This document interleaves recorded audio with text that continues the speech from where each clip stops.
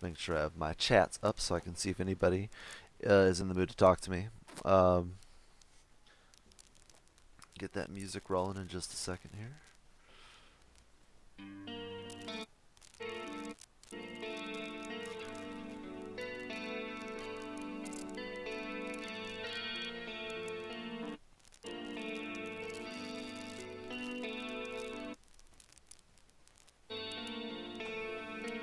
Alright guys, today we're going to talk about some crypto. Very excited. Feel free, if you happen to be watching the stream, to chat me at any point. So let's go ahead and get started. So everyone, just want to thank you all for supporting me on Free Bitco. They're unofficially sponsoring everything I do, and just doing everything I can as far as earning Bitcoin every day. We're approaching point 2 of just what's building up here, and have plenty of referrals in the background. 74. Again, humbled that you guys are helping with the process. And again, they're the best site for just building your crypto very slowly over time. Now, as far as our competition, nobody actually commented on my last video, so we're going to double the prize for next week to $20. So again, if you want a shot at the $20, please like and subscribe, comment on this video, and then I will select a random comment for the winner. Now, let's go to our weekly winners for the mini giveaways. So we're going to, if I can just see myself on the camera here, there we go. So here we go, ready, and number 21, congratulations.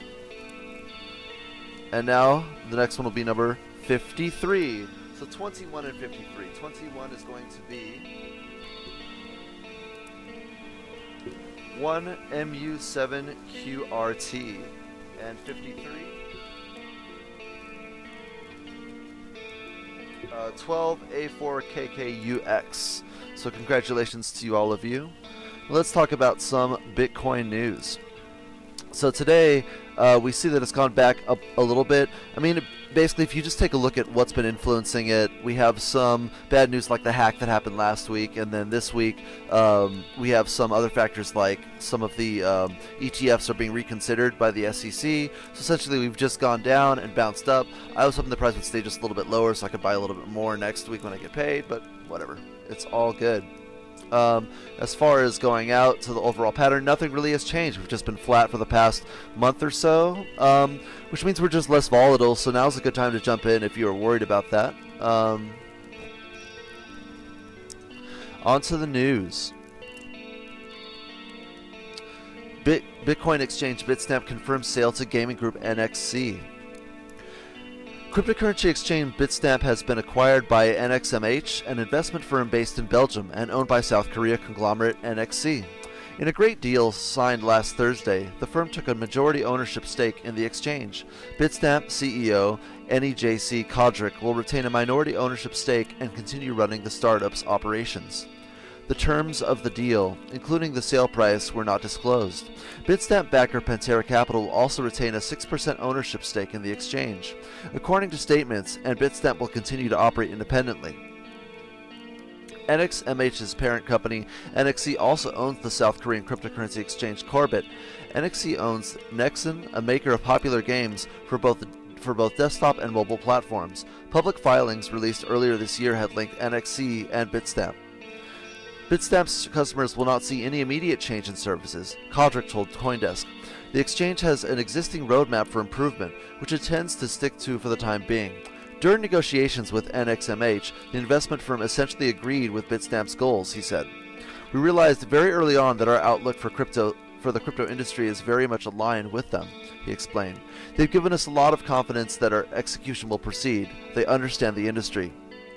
NXMH and Bitstamp will continue to work to bridge the gap between traditional finance and crypto, a goal that Bitstamp has been working toward for several years, Kodrick City added. Unlike some of our competitors who take more of a lax approach, we want to set standards. We've already taken the regulatory framework seriously starting back in 2014.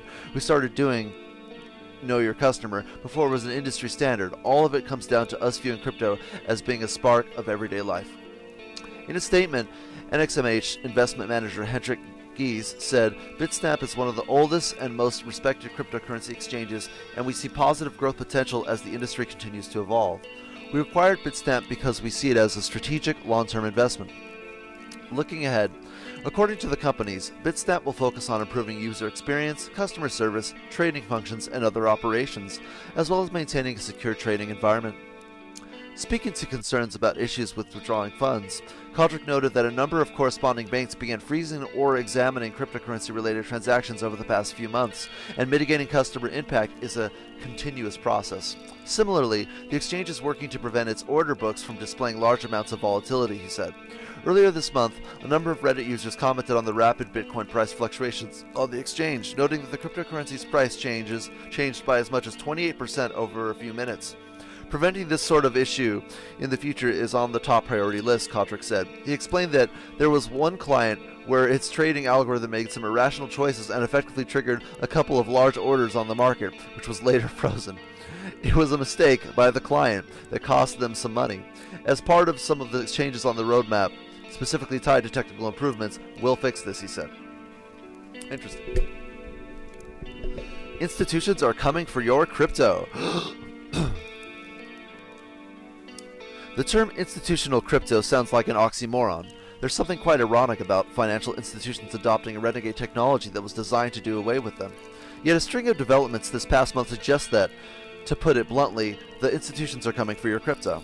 Whether this is something to be alarmed, excited, or bemused by depends on what you want out of cryptocurrencies and blockchain technology. Do you want a fully independent control over your assets, a more efficient and inclusive global economy, or just to get insanely rich?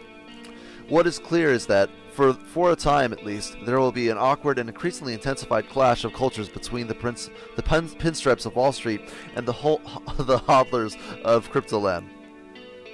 And while an influx of institutional money may at some point drive up crypto prices, that clash portends more uncertainty and volatility for at least a while longer. Institutional-grade custody. An important development came with the news 2 weeks ago that Fidelity will offer a digital asset trading service. The sixth biggest fund manager in the world announced a project catering specifically to the trading demands of large institutional investors, in which, most importantly, they will provide services such as institutional-grade custody. For believers in the be-your-own-bank philosophy of Bitcoin, the very idea of a third-party custody is contradictory to the trustless ideals of cryptocurrency's origin.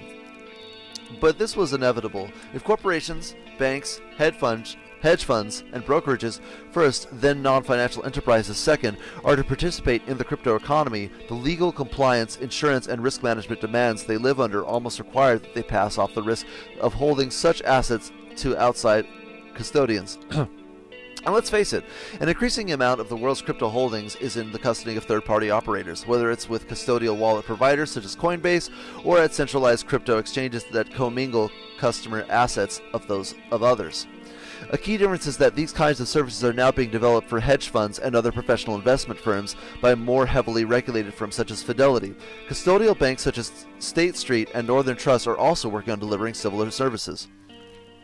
At the time, a number of providers that started as crypto companies have earned regulatory status as qualified custodians, allowing them to also go after compliance-sensitive institutional investors as clients.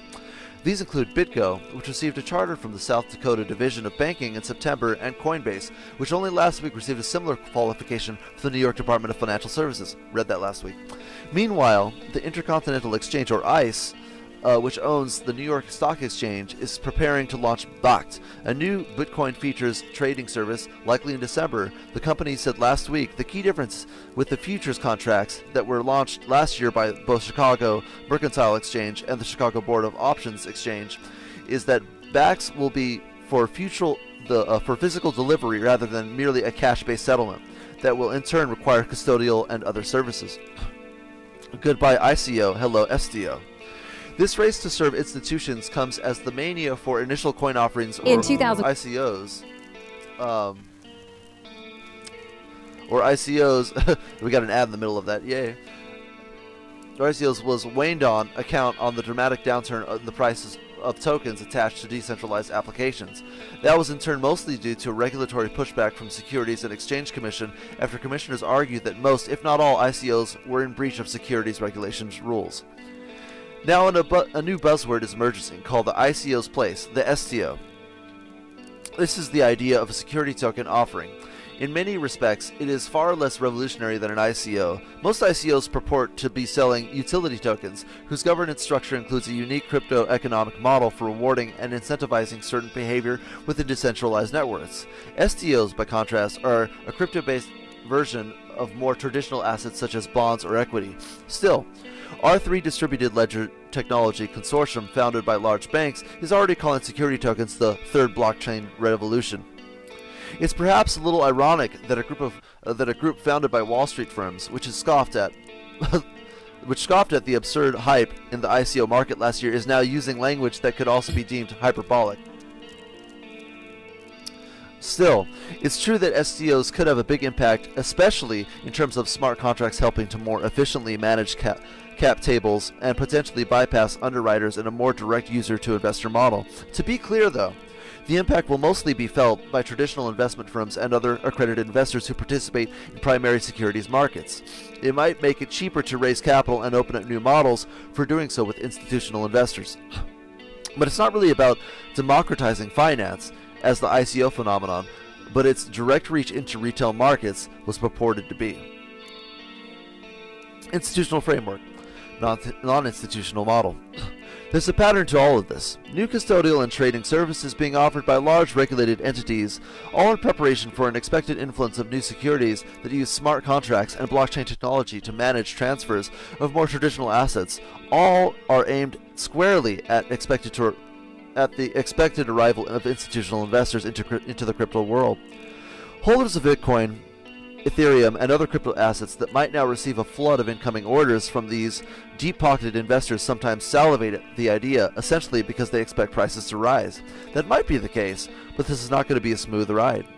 One reason is that for all the efforts to jam the square peg of cryptocurrencies into the round hole of regulated intermediary managed capital markets, there is a fundamental contradiction that won't be easy to reconcile. Wall Street types like to talk about crypto as a new asset class, one to add next to stocks, bonds, and commodities in their clients' portfolios.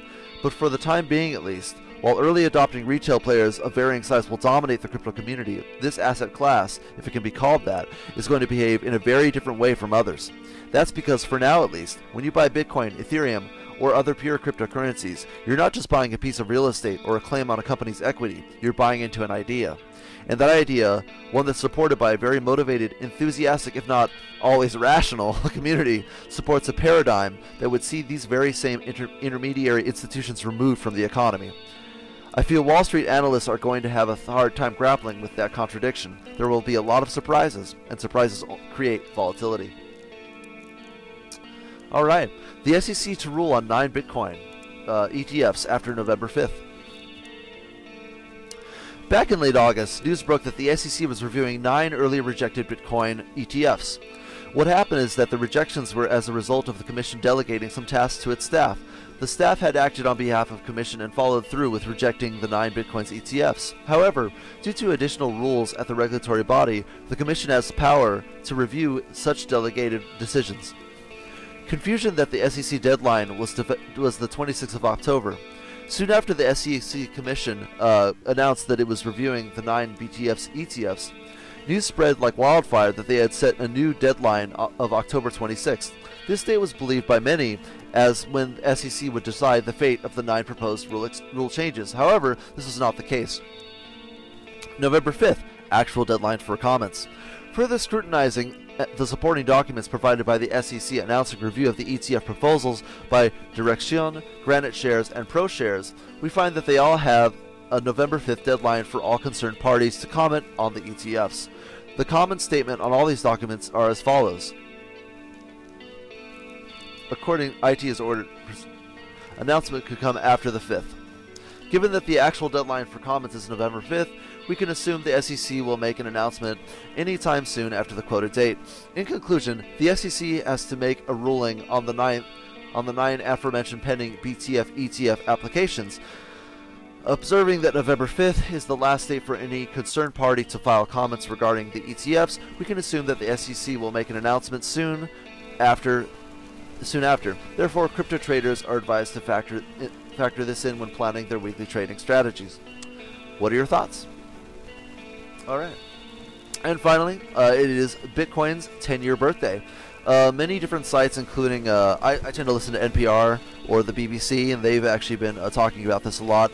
And even skeptics are like, well, it's kind of doing what it's set out to do, aside from being the currency part. But again, we just need more mass adoption, and we'll see what happens. But here we go.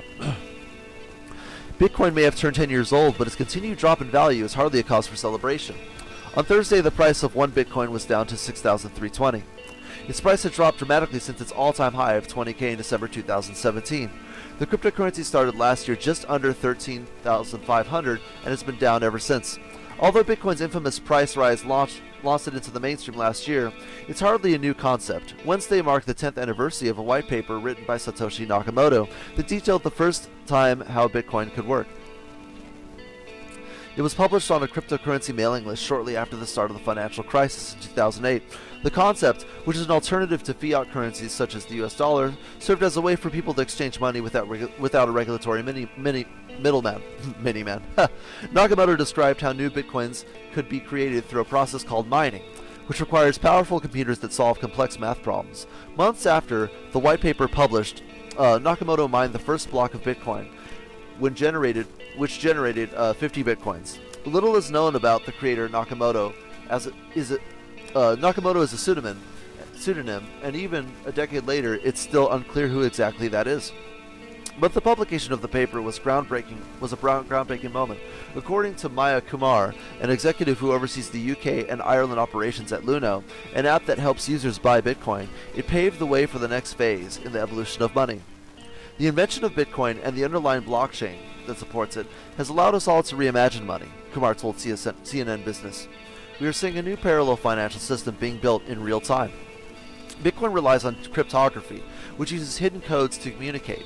Users can make transactions directly under pseudonyms, taking away power from the banks and governments, and it is not controlled by a central authority. For Bitcoin, each problem takes about 10 minutes to solve and creates a predetermined number of coins.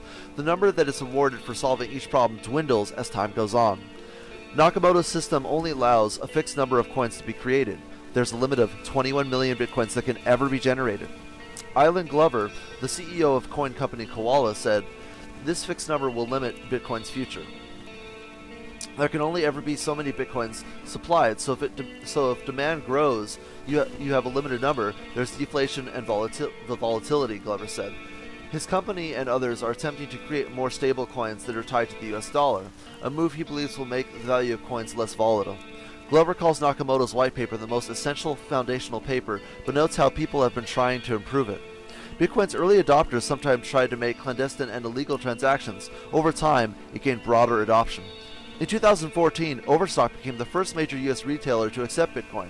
Companies such as Expedia and Microsoft followed, and now even Starbucks wants to find a way to let customers to use Bitcoin to pay for their caffeine fixes.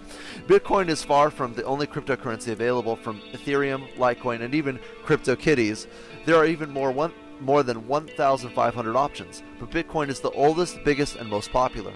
Although supply and demand play a role in its volatility, so does hype from news coverage. For example, the news of a cryptocurrency exchange hack can cause prices to drop, while the potential of tighter regulation leads to a boost. But Bitcoin's growing popularity and entrance into the mainstream suggests the coin isn't going anywhere anytime soon. According to multiple experts, stability is needed for any digital currency to succeed. For now, we'll see how Bitcoin evolves as a team. Well,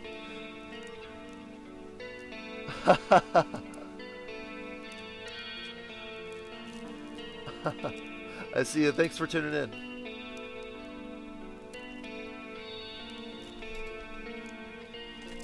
And of course, it goes to a random page for my YouTube. Thanks for tuning in, Lucky Huriana. Cool. So you're the first on the comments for next week. I'm actually not sure if this actually tunes in your comment for the actual page when I make it just a regular video. So I'll figure that out in the next hour or so. So stay tuned. I'll be on next week, guys. I'm trying to aim for Thursday. Sometimes it doesn't work out. My job keeps me busy. I was working a 12-hour shift, so we'll see what happens. Anyway, it's exciting times right now as we go into December and BACK gets released, and you can start buying your lattes with Starbucks buy your Starbucks with Bitcoin. So we'll see you all next time, guys. Stay cool.